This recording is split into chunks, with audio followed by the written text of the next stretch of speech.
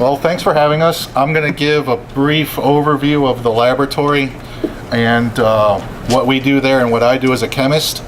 And Kelly will talk about biology and DNA. So I guess I'll just get into it.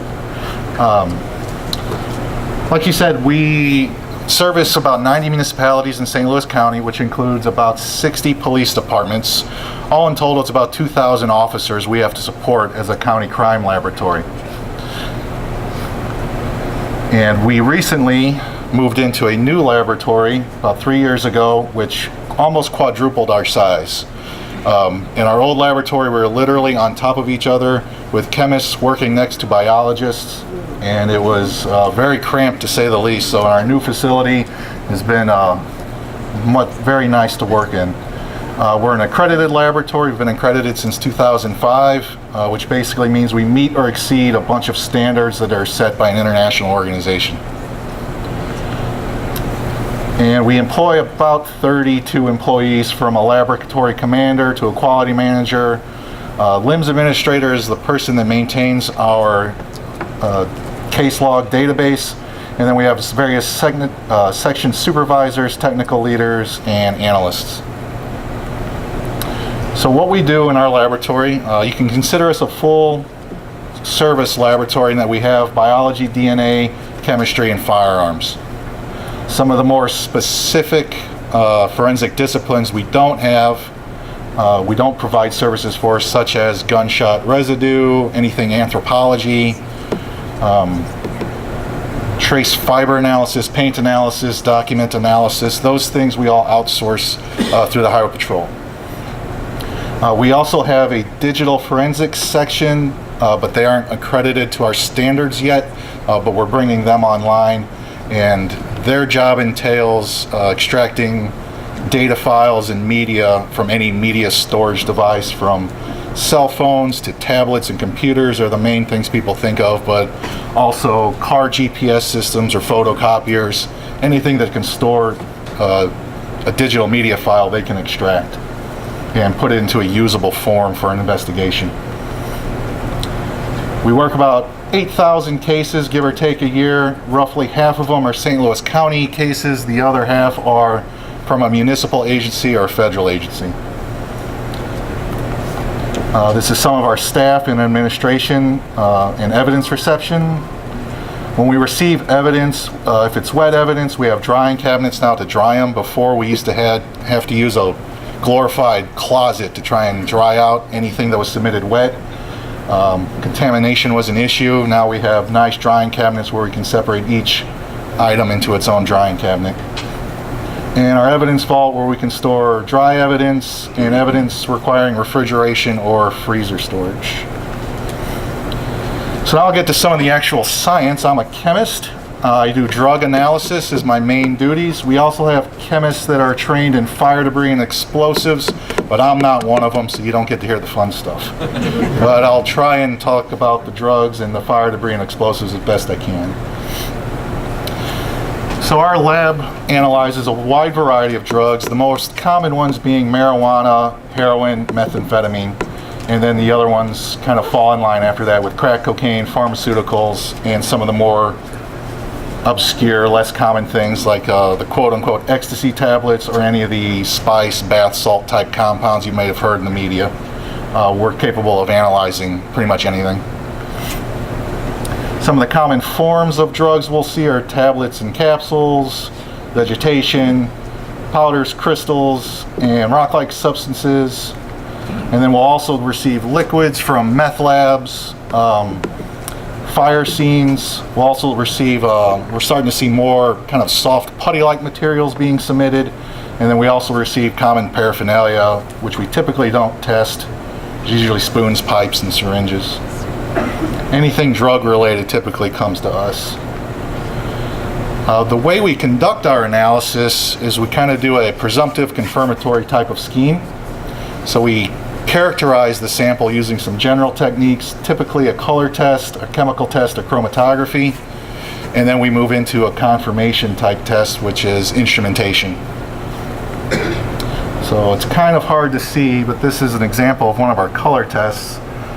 But there are small samples of substance in this well plate, about the size of a pencil lead.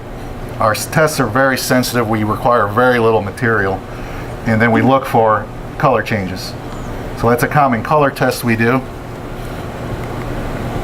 This is another one. It's kind of hard to tell, but some of our color tests require multiple steps where we'll add multiple solutions together, look for a result, and then add something else and look for another result.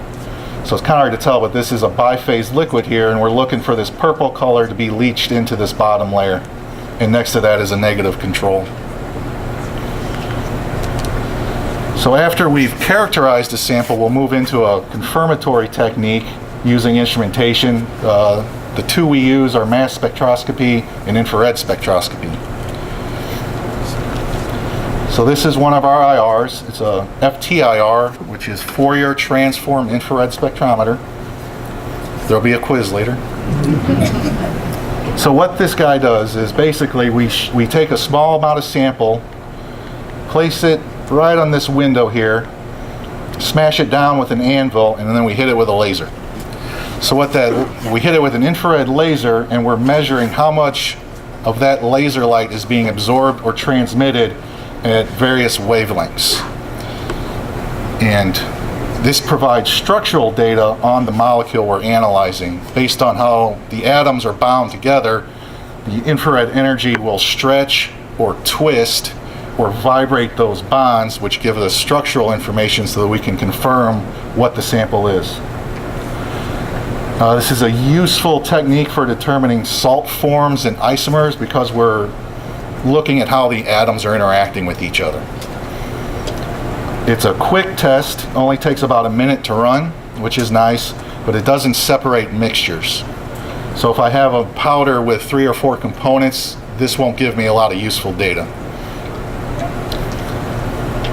And another good thing about this guy is it's non-destructive, so I can put my sample on it, measure it, and then I can take that sample off if I have a small amount that I'm trying to preserve. So this is what my data looks like. So basically, we're measuring how much light is absorbed and transmitted at each of these wavelengths. We measure in wave numbers, which is just the inverse of wavelengths. And then each data point is how much of that light energy is being absorbed or transmitted. And then the basis of forensic science is you take an unknown and you compare it to a known. So this top graph is my unknown, and this here is my certified standard that I'll compare to. And that's essentially how I make an identification using FTIR. The other workhorse of the lab is called a GC mass spec, gas chromatograph mass spectrometer. It's 2 instruments in one essentially. So what this instrument will do will separate out mixtures. I'll take a small amount of my sample and dissolve it into a solvent, and then we inject that solvent into an oven, which is this part right here. That oven vaporizes that sample and runs it through a long column, and it separates by lighter compounds move faster through the column, heavier ones take longer up to get through. And so I essentially measure how much time it takes to travel that distance. From there, the sample goes into the detector, the mass spectrometer, where that sample is then bombarded with a stream of electrons and broken apart into its pieces. And then I essentially measure how much those pieces weigh. So this is what this data looks like. Each peak representing a different compound coming off the instrument. And then when I click on those peaks, kind of hard to see, but I get all these other data points. And each of these data points represents a fragment of that molecule. And from here, I can build what the structure is. And then I compare it to my knowns. This is my unknown on the top and my known on the bottom. So we use that data to make our comparison and make our determinations. Let's see what I got next. Like I said before, we were in a cramped space literally on top of each other. These are some of the images of our brand new laboratory where we actually have room to move around without tripping over each other. One of our chemists working some, looks like marijuana. Because this oven gets so hot, it puts off a tremendous amount of heat. and the detector is under vacuum. So we have these vacuum pumps that are really loud. In our old lab, I literally sat with a vacuum pump in my ear and I could barely hear anything at the end of the day. With our new laboratory, we have our own instrument room where we're able to isolate these instruments and actually save my hearing. We also have separated arson and explosives into their own laboratory. Essentially, the analysis for arson and explosives is the same as chemistry. Well, they'll do some characteristic tests and then confirm it using instrumentation. The arson analysis uses some solvents that are very hazardous. In the old laboratory, we were never able to use those during regular duty hours because of so many personnel being around. Now that we have our own laboratory, we can isolate those samples and run them essentially 24/7, which has been nice. I'm going to also talk about our firearms section since we don't have a firearms analyst that was able to make it here today. So our firearms section is a mix of commissioned and non-commissioned personnel, and their workload consists of examining firearms, ensuring that the firearms are functional firearms, comparing fired bullets and cartridge cases to each other to determine determine which firearm they came from, if possible. They also do serial number restorations, distance determinations, and tool mark and shoe print impression comparisons. When they do a bullet comparison, what they do is they'll take the firearm and actually shoot it to retrieve the bullet in the cartridge case. And they do that by shooting it into a water tank. The water, being as dense it is, will stop a bullet within a few feet typically. So if you're ever watching those movies and they're shooting bullets into the water trying to get the bad guy, that's not real. I'm going to burst that bubble now. Bullets only travel a few feet before they come to its rest in water. So they'll fire the weapon into a water tank, retrieve the bullets and cartridge cases from there, and then they'll compare them. We also have, if they don't need to compare the bullets or cartridges, we also have a firing range in our lab where they'll just shoot downrange just to make sure the weapon functions. But when they retrieve the bullets, they'll then take those two bullets, or the bullet from their unknown, and compare it to a bullet that they fired, and see if those two bullets were able to come from the same firearm. They'll do that by using a comparison microscope, where they'll literally put the two bullets side by side each other and try and line up the different striations that the firearm makes on the bullet as it exits the barrel. And they'll do the same thing with cartridge cases with the head stamps.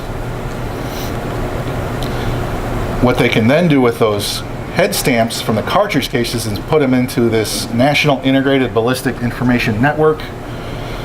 What this is a national database of images of cartridge case stamps from fired cartridge cases that then search on a national and local level to try and match other fired firearms evidence to a known weapon that may or may not have been seized. And we have our own microscope room for that the firearms examiners utilize. And again, we used to be literally on top of each other. Now they have their own laboratory. They even have their own bench spaces separate from their desks. They used to have to do everything in one location.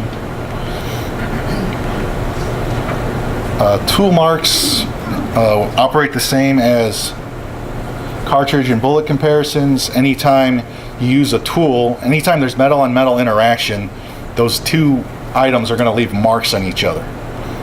So when someone cuts wire, they can take the tool used to cut the wire, cut a reference wire, and then compare the two cut wires together and see if striations match up and look for tool marks that are indicative and characteristic of that tool. Tire and shoe comparisons work the same way, where they'll take casts or images of footwear impressions and compare them to submitted shoes to see if they can identify through class and individual characteristics if they were made by the same shoe.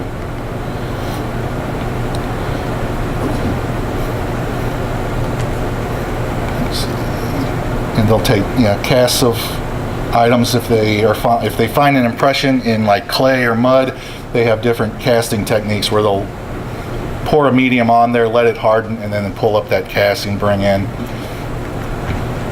And I'll let Kelly take over from here.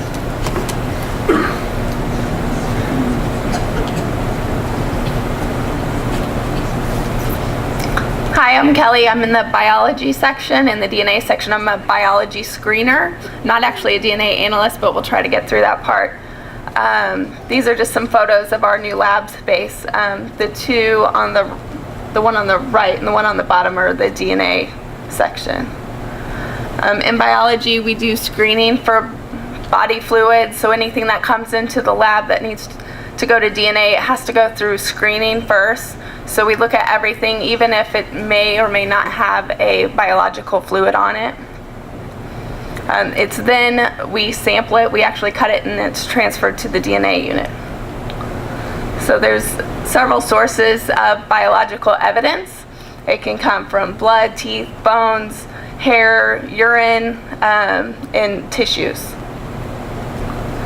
This is basically a picture of what we get a lot of times is a shirt. If there's a suspect in a shooting and they think there may be some blood on his shirt, a lot of times we'll analyze that for blood using our different techniques. For our blood, we do, these are all the tests that we do. Say it's a black shirt and we can't see anything, we always use luminol to try to identify the stain. So there's a picture of luminol in a bathroom. So that bathroom would have had no signs of blood, but then after spraying the luminol in the dark, it'll fluoresce like that, and then it'll give us an area to test. The test that we use most often is phenolphthalein. It's a color change test.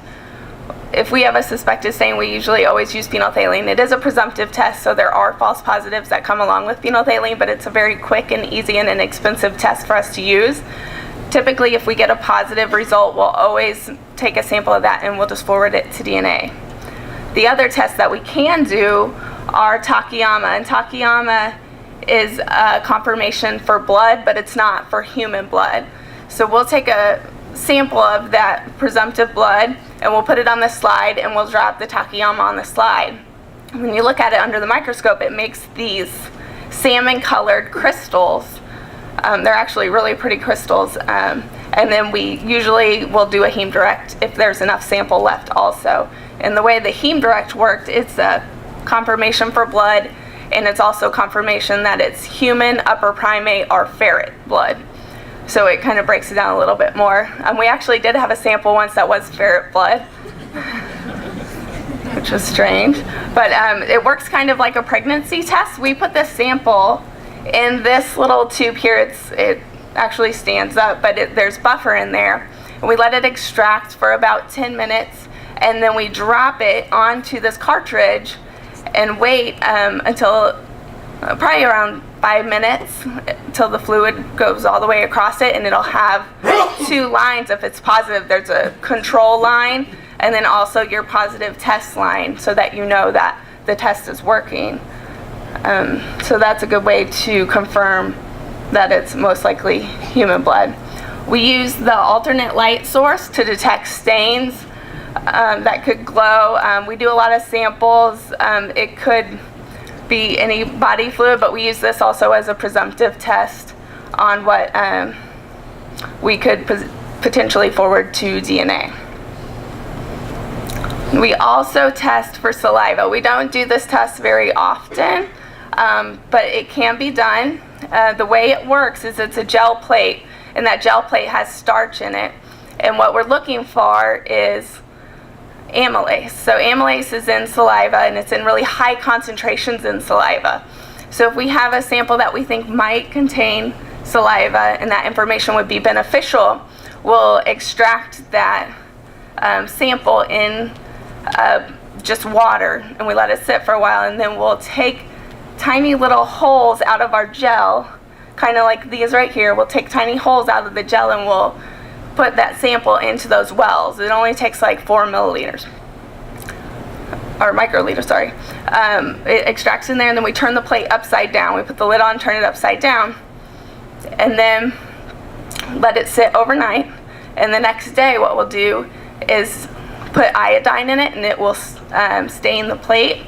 And the amylase actually will eat the starch away, and it'll give a big well. So you'll have a positive. So on this one, it looks like this was probably the positive control. So as long as the clearing is larger than your positive control, then you have a positive sample for presumptive amylase, which indicates saliva. Another thing we do is we look at hairs. We are not hair experts, but we can say that it's an apparent hair with an apparent root. And we have had cases, actually we had someone just testify recently on a hair case where they got a full profile off of a door frame in a home invasion. But yeah, so this is the possible root material, and then this one, it looks more like it's like a cut hair where there's probably no DNA evidence on that hair. So most of the cases that we get are touch and trace. So we get a lot of samples from door handles, cars, steering wheels, phones, and a lot of those samples are usually bad mixtures, but we can get a lot off of them. There's always a lot of DNA basically on every surface that you could find. So for the DNA unit, DNA is deoxyribonucleic acid. It's a blueprint for life. You get half of it from your mom and you get half of it from your dad. It varies from person to person. Unless you happen to have an identical twin, they will have the same DNA profile as you. The steps in DNA, the first step is the extraction step, and that just breaks the cells open and it gets the DNA out. After that, they do a quantitation step, and that gives them an idea on how much DNA you have in your sample. And then after that, they'll move it on to the amplification, where it makes millions of copies of that DNA, and then it'll go on to the CE, which is a capillary electrophoresis, and it will read that DNA for you. So then what it spits out for you is this electropherogram. And the way an electropherogram works is each of these little green blocks are a location, and then the number underneath there represents the number of the repeating locus on that location. So everybody has a unique DNA profile. This looks more like it's probably a known profile or a single source off of a piece of evidence, which is fairly rare. It's probably a known profile. So most of our cases will go into the DNA CODIS database. It's the Combined DNA Index System, and there's thousands of DNA profiles in that system. There's convicted offenders, there's crime scene samples, samples from missing people, and human remains. The database will, like, people from local and state databases can upload to this CODIS, so we can kind of compare samples to different labs that they may have uploaded also into the CODIS system. In 2015, we had 220 CODIS hits. In 2016, we had 356. So it's the more profiles that are getting put into CODIS is really benefiting how many people we can actually match up. That's all for DNA. We also have a photo service section, and they process all of the crime scene photos for us, and they print them out for the detectives and for court. Let's see, they photograph evidence. I don't think they photograph evidence too often, but they can photograph the evidence, and then they do film process as well as digital and make videotapes. They do all of our public relation photographs for the entire police department also. And then here's just some information on each of the jobs that are in the crime lab. Do you guys have any questions? Yes? Because of shows like CSI and 12 or 15 offshoots of it. A lot of people have misconceptions about how all of this works. Like they get, a fingerprint hit the same episode, or they get a DNA hit like, 5 minutes. Can you go into a little bit about why that is very, very different from the real world? Sure, yeah. So when we get, right now our backlog is probably at least a year if you have a burglary charge. We have a ton of cases and it takes a long time. So first it'll go to, in the biology DNA unit, it'll first come to us. We'll screen it, we'll send it to DNA, and just for them to even rush a case, say we get it in one day and we're going to rush it and we're going to do it as fast as we can, it's probably still going to be at least 3 to 4 days before someone can work it in biology, work it in DNA, and then have it tech reviewed and ready for the report to go out. Now chemistry is probably a little faster than the DNA process, and their backlog's not near as big either. But firearms also has a large backlog. Chemistry process is a bit quicker. One of the things we have seen, particularly in court, and jurors are expecting evidence that might not exist. That's been one of the biggest problems the prosecuting attorney's office has encountered. So they'll have a case with evidence, but because it didn't go through the crime lab or it didn't have a DNA match, they're less likely to convict now because of those shows. And the absence of evidence is not the evidence of absence. This is kind of the common saying. And you mentioned fingerprints. One of the things with fingerprints that's not well known is they are fragile. It is really hard to get a good fingerprint that they can use. So those shows that they find fingerprints on everything and they know who it is in 3 seconds, it takes days and weeks to do that, and that's assuming you can even get a usable fingerprint. Yes? Do you guys ever know anything about the case or the suspects before you finish your testing, or do they keep that from you guys until you know? Well, in DNA, we kind of have to know a little bit about it because we have to know what we're looking for. So it depends on what the type of crime is. So if we know it's a sexual assault, we know what to look for. If we know it's a homicide, then we know what to look for. But we don't really know much about the suspects. There's a lot of demographics that we don't even have as a required field for them to submit evidence.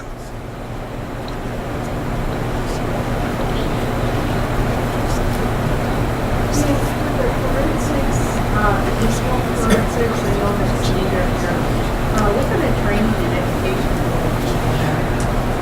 I'm not entirely sure what the digital requirements are. Most of the requirements are a 4-year degree. In the crime lab, the general requirement is a science degree, preferably in biology or chemistry. For digital, any kind of a computer background with computer sciences. Cisco certification. I'm sorry? Cisco certification. I don't know if any of them have that or not. And I know some of them I don't think have a 4-year degree, so I know some of it can be replaced with specialized certificates. Yes. Do you all do your own blood analysis, like alcohol, drug content, that sort of thing, or do you outsource that? Or? We used to do blood alcohol in the lab. When we updated our accreditation to the latest standards, we didn't have enough samples to justify bringing that discipline on under our accreditation, so we now outsource blood alcohol to the Highway Patrol. We've never had a toxicology unit. That all went through our medical examiner's office. But I think we use the Highway Patrol now for that also. In terms of drug cases, what is the most prevalent drug as you identify? Marijuana is probably still number one in terms of quantity. Heroin is a close second right now. And then meth and various pharmaceuticals kind of bounce around at number 3. Do you all work with universities in terms of providing internships with students that are possibly majoring in biology or criminal justice? We've had 1 or 2, but it's not consistent. It has to go through our department to get approved. I know the St. Louis City Crime Lab has had programs in the past with students in college level. We've done it sparingly. Does your lab do anything with blood spatter analysis, or do you outsource for that? I tried bringing on blood spatter a number of years ago. Right now we outsource it to Kansas City typically. The challenges of bringing on a new discipline is you can't just go take a couple of classes and then write a report. You have to show your training, you have to show your competence. And when you're bringing it on with no one there to tutor you, starting it up can take some time. I tried doing it a few years ago and didn't get a lot of support. And our backlog at the time in chemistry was about 2,000 cases, so I didn't have the time for it either. And it just hasn't been revisited. What kinds of training does that require? The blood spatter? That is mainly on the job, lack of a better term, on the job training that you get through other experts. So there's week-long courses you can go on for like basic blood spatter and then advanced. And then from there you would mentor under a court-qualified expert, and they would give you competencies and proficiencies and test you.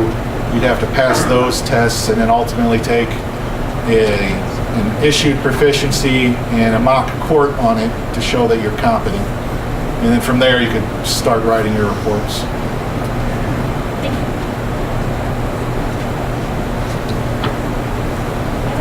Kind of back on the chemistry side, when you get something in the lab, is it pretty much confirmatory? Like you know what you're looking for? Over the years, you develop an eye for what you might think it is, but ultimately we start with a presumptive test and then go to confirmation from there. So yes and no. There are samples that'll still surprise me here and there I'll get, where I'll have to do a little bit more testing and I'll run a couple of different confirmation tests. But for the most part, being in the Midwest, everyone else has already seen it for the most part, so we've got a pretty good idea of what's coming through. You mean everyone else, like the coast? The coast, most of our drugs come from Mexico. Being on I-44 here, we got a direct route to the southwest. So yes, so Mexico is where we get most of our heroin from, and meth. When you compare a shell casing to the database to see the markings, like how large is that database? That database, in terms of number of entries, I know it's in the tens of thousands. I don't know, it might be in the millions, I'm not sure, but I know when they get their match report back, they might have 200 potential matches to filter through.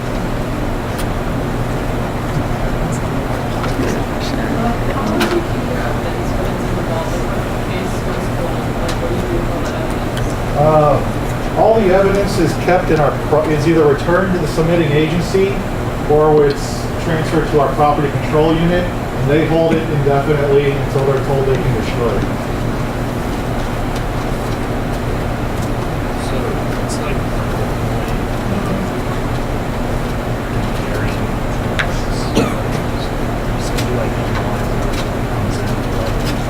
if you have weed or something,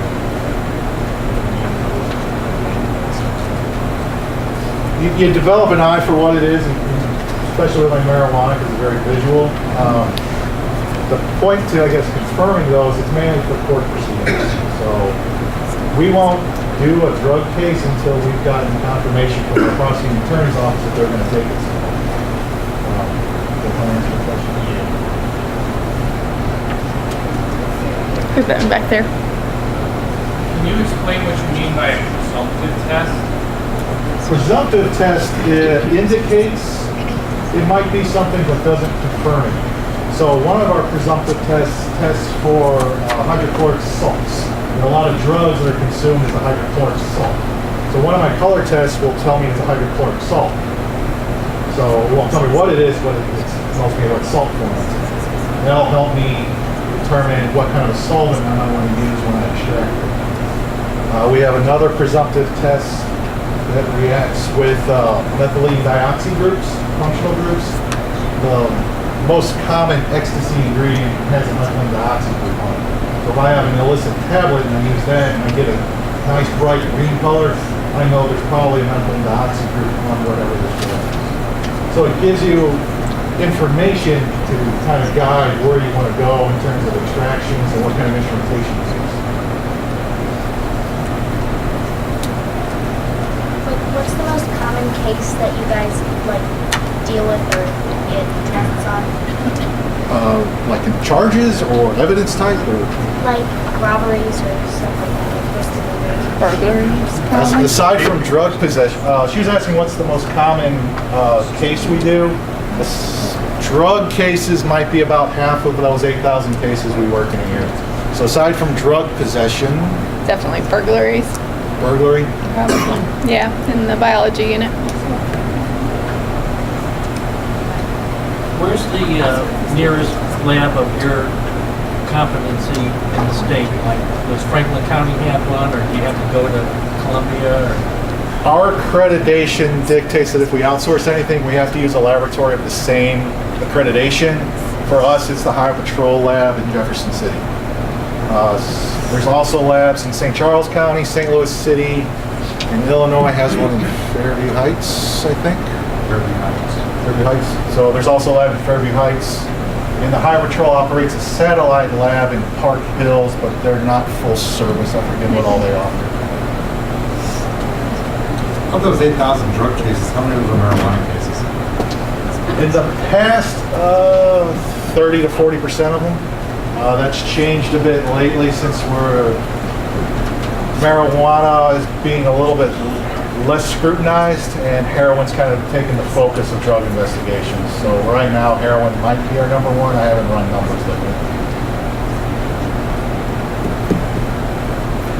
How does your backlogging prioritization system work?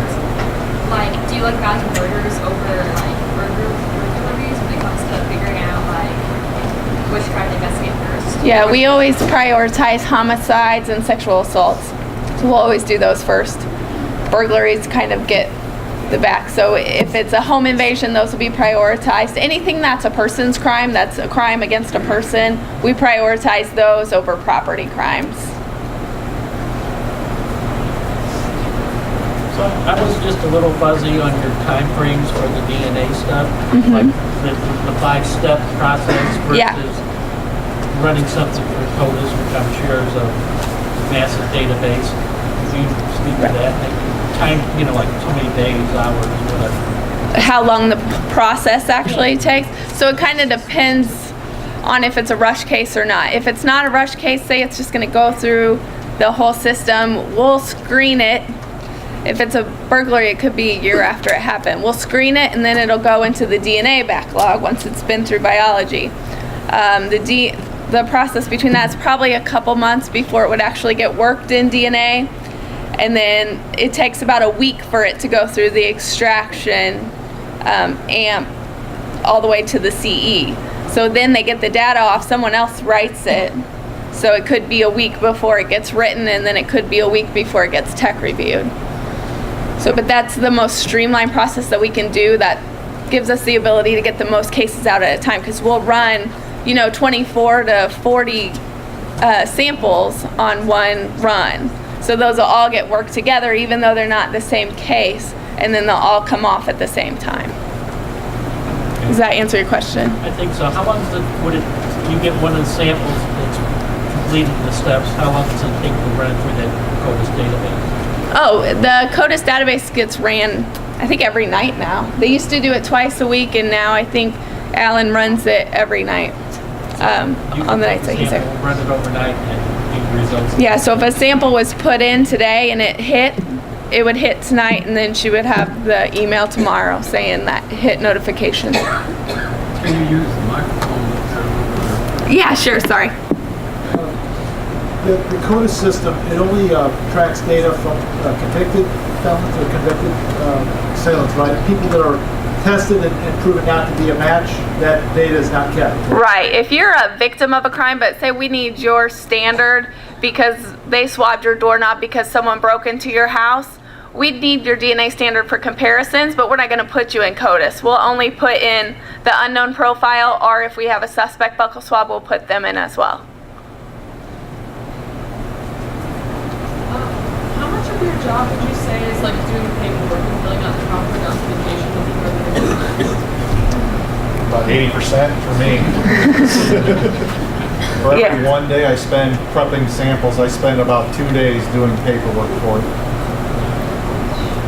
Yeah, in DNA, it used to take a lot longer. In the biology section, we would handwrite all of our notes, and then we would have to go back to our desk and we would write a report. But we actually just implemented a new LIMS system January 1st. So now we actually have computers at our workstations, and we're typing in all of our notes as we go. And then when we're done, it auto-generates that report for you. So we don't even have to go back to our desk anymore to write a report. It's done. It's ready for tech review.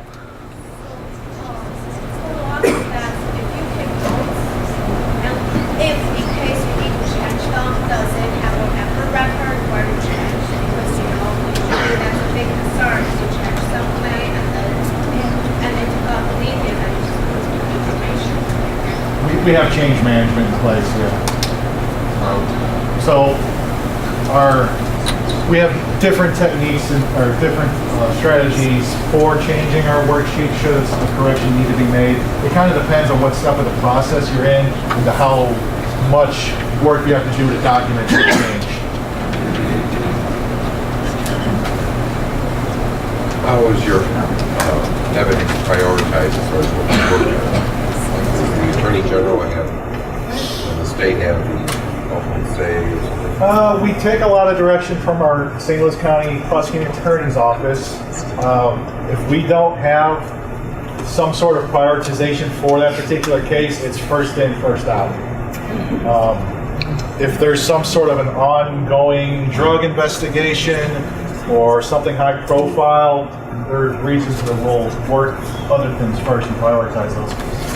Now, we also have a prioritization form that the officer would have to fill out, and he would have to get approval before we would work it ahead of any other cases.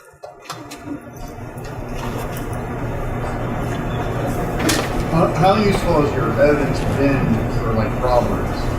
How often does that, are there being enough evidence to even help them convict someone? It kind of depends on the sample. There's been times that someone's reached into someone's pocket and we'll get a profile off just swab in the pocket. It just kind of depends on what's submitted. I don't know the exact stats on per type of crime. More likely than a fingerprint, though. I'll tell you that. I know you have a lot of protocols, but are there times where creativity comes into play with particular cases on what to do?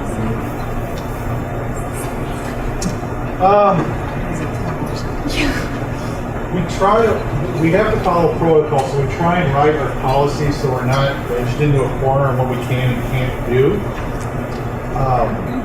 For me, being a chemist, I have a little bit of leeway when I try and, if I have a problem sample that I'm trying to extract, I have a little bit of leeway on what kind of extractions I can try.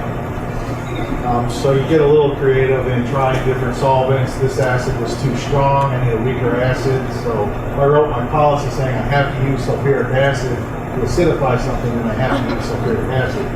If I say make it acidic, and I find sulfuric is too strong, I can back it off to something like hydrochloric acid, which is quite as strong.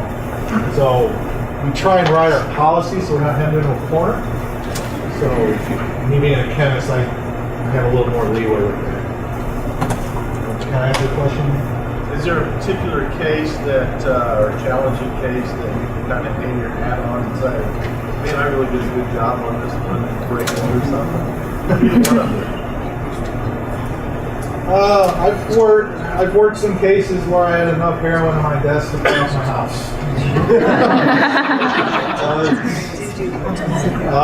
So those are always interesting when you get involved in a big federal case.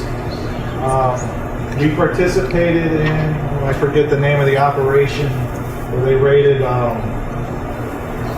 3 different places that were selling all the spice packets. So we went on a federal raid with them and they did that. So that was interesting. For a while there, I was a magnet for all the unusual drugs, so I spent several times where I spent an entire week doing nothing but one case. I've had a handful of those.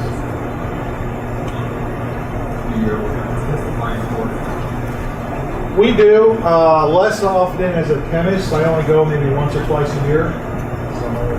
Yeah, I get a lot of subpoenas, but a lot of times we don't end up going. We'll go maybe 2 to 5 times a year probably. Sometimes they'll stipulate to your report, so you won't even have to show up. They'll just take what's in your report and trust the information.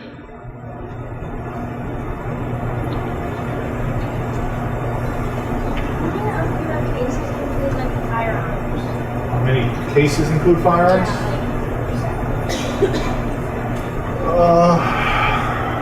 25, you think? 25%? Maybe 25% of cases have firearms evidence. They seize a lot of guns. There's a lot of guns out there. Could be more, I don't know. Yeah, I'm trying to think about the number of we probably have 2,000 to 3,000 firearms just in our vaults right now, plus another 500 to 1,000 in property control waiting to come up. So we might have 3,000 or 4,000 guns just sitting around right now. And I know they've had cases where they've seized literally 150 guns. In this area? I was wondering, the airplane that had all the bricks of cocaine on it that landed at Lambert, would that be under your guys' jurisdiction? So is that a case that you're handling now? Well, it depends on, the airport is in our jurisdiction. It depends on who's doing the investigation, who they want to use. If it's a federal investigation, maybe. It kind of depends on that case officer.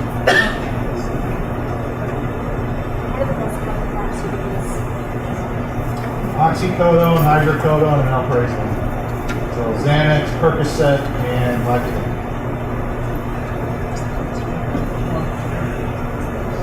What kind of career path would you take? Say you're doing your drug chemistry and you decide you want to do something else. I mean, it's like with most other jobs, you have a path you can take to get to somewhere else. Do you have other options at your work? Depends on if you're qualified. Bullets or whatever? It depends on the education requirements and whether or not you have them. With our latest accreditation, they're getting a lot more specific over what coursework you have to be in a particular discipline. We do have 2 chemists that are trained as IBIS technicians, so they're able to take the fire cartridge cases that our firearms examiners generate, load them into that database, and then go through those hit reports for them. So there is some cross-training, but it's getting a little bit less frequent as accreditation standards get more stringent.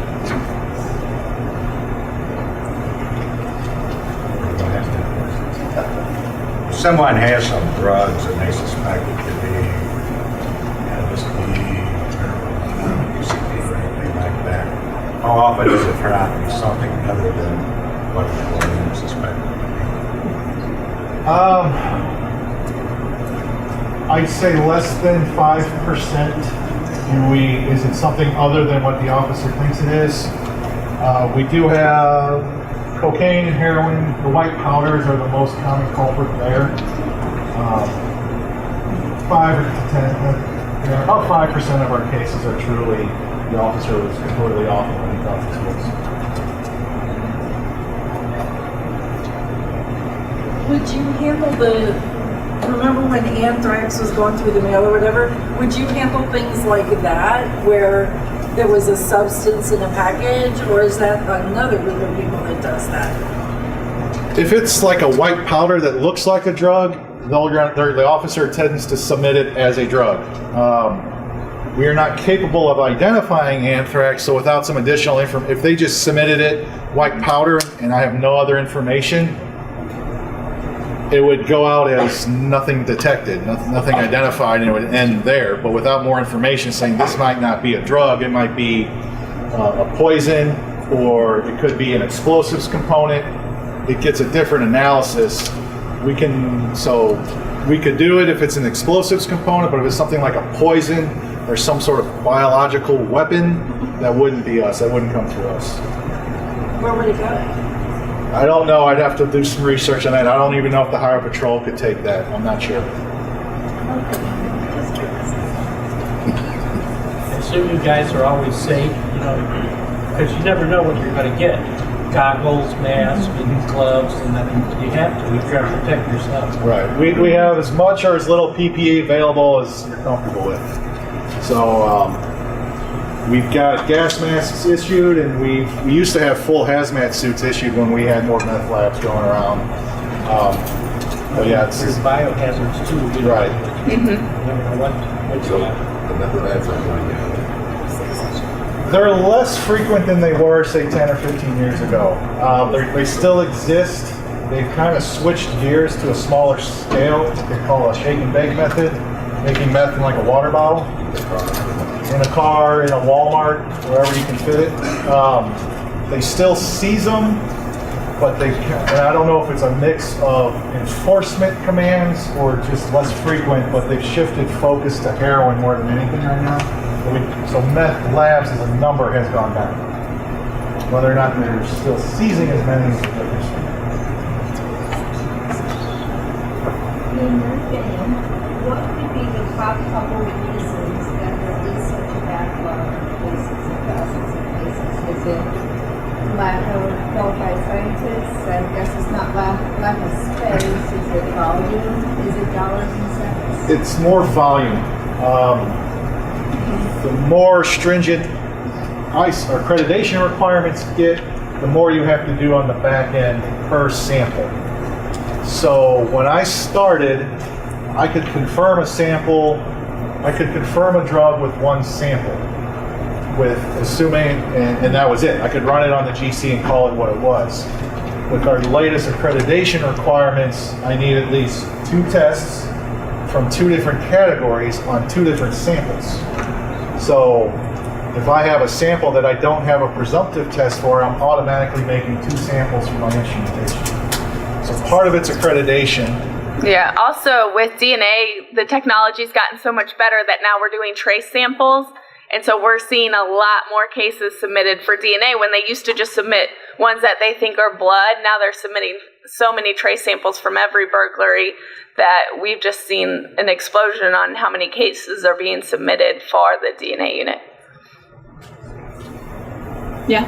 They take those cases back out of your backlog if they take it to court before they get the DNA evidence? Yeah, we'll enter in a case, which is basically no report needed. The only thing other than that is we work all sexual assaults, no matter what. Even if the victim said that she lied or she made it up, we still work everything. Sexual assaults. Are you also doing mitochondrial DNA? No, we don't do that at our lab.